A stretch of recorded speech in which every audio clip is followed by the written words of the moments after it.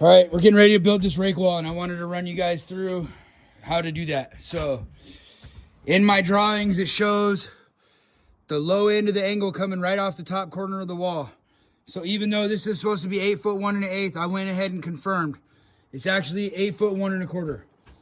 So I went from our wall line, because that's where we're gonna hinge or pivot, and I measured the 8 foot 1 1/4.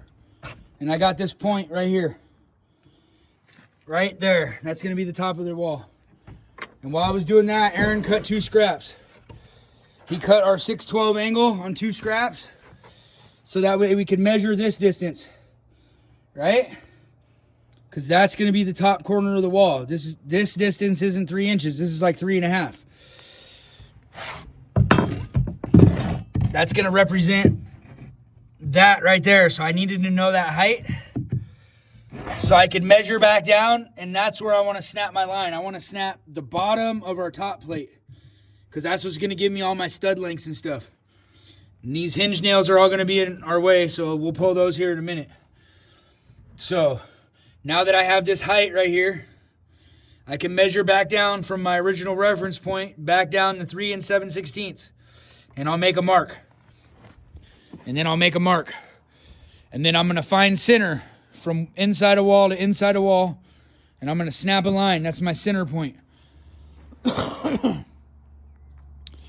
From there, I'm going to snap another line.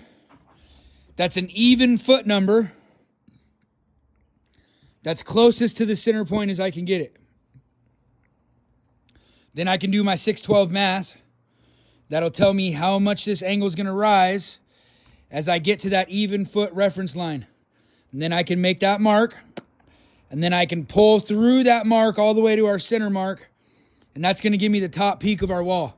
And then I can snap that back down to that.